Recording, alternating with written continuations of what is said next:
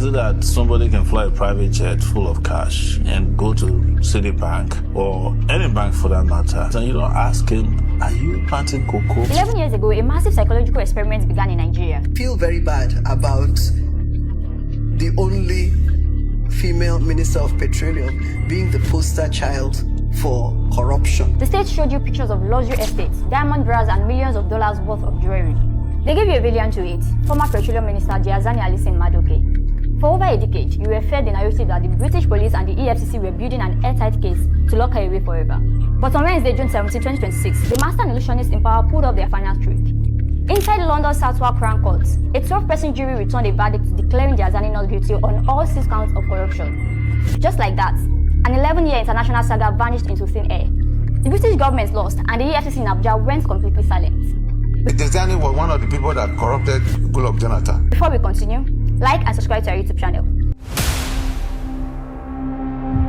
Can you tell us the figure again? 14,460 million. Is it for houses, for cars, or for jewelry? No, for jewelry.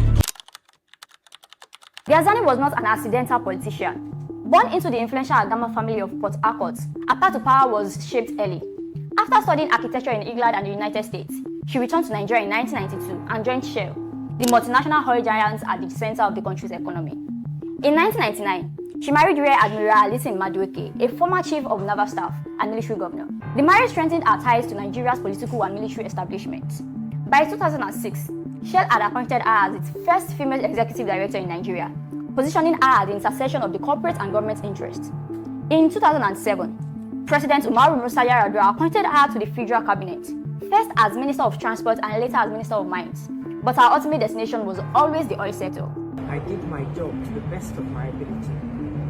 But like I said, God is not a man. The turning point happened in 2010 when Yar'Adua died and his vice president, Goodluck Jonathan, took the throne. Jonathan immediately moved Diezani to the holy grail of Nigerian politics, the Ministry of Petroleum Resources. She became the first woman to ever control the country's oil. In Abuja, they called her Madam Due Process. On paper, she was a reformer, creating laws to give locals more power in the oil sector. But in reality, she was consolidating control over billions of dollars. She had the absolute confidence of President Goodluck Jonathan. She became so untouchable that she was later appointed as the first female president of OPEC, the global oil cartel. But how did this perfect corporate image shatter? The discovery did not come from an anti-corruption agency. It came from an insider who spoke too loudly. In 2014, the governor of the Central Bank of Nigeria, Sanusi, dropped a nuclear bomb on national television. He announced that $20 billion in state oil revenues had vanished from the NNPC account under Diezani's watch. Sanusi expected a national investigation.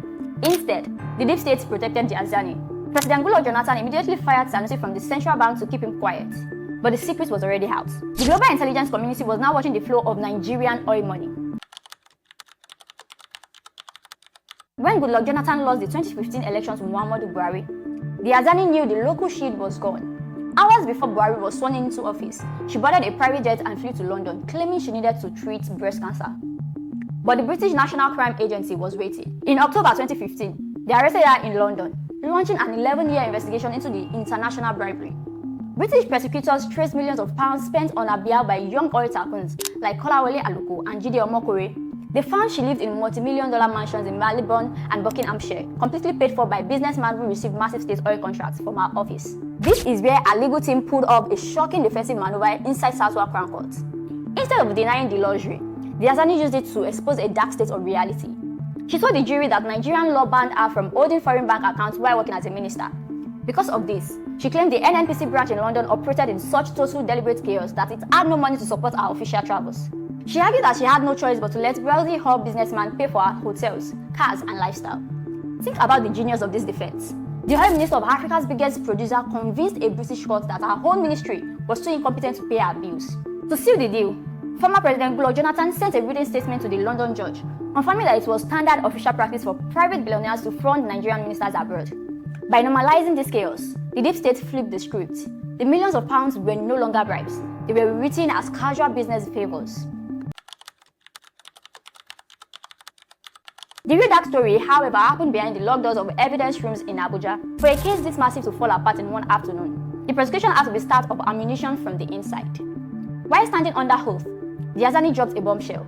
She claimed she paid back every single kobo this oil tycoon spent on her using her personal funds and official budgets back home. She swore that the bank receipts and ledgers proving these multi-million-dollar refunds existed. So why didn't the British prosecutors add them? Diezani told the jury the exact truth. Those files were seized from a private house in Abuja years ago during a highly publicized raid by Nigerian security agents. This is where the trap snaps shut. Throughout the entire London trial, the Nigerian authority completely refused to hand those specific files over to the British prosecutors. They let them vanish inside government evidence lockers. Why? Because if the Nigerian state hold back the receipts, the British case becomes legally blind. Diezani's team successfully argued that our political enemies were hiding the paperwork that would clear her name. By intentionally withholding the evidence, insiders in Abuja guaranteed that British prosecutors would look incompetent, making sure the trial collapsed while keeping the real oil money trail buried forever. In conclusion, the 11-year trial is over, but ordinary Nigerians are still paying the price for the missing oil money. Diezani walked out of that London court, smiled and declared her name vindicated. But for millions of citizens, this verdict proves a terrifying truth. The deep state does not need to run from the law, they just control the paper trail. Do you believe this acquittal was a genuine mistake by British lawyers, or was it a perfectly executed international backroom deal designed to keep Aso Rock's darkest secrets safe forever?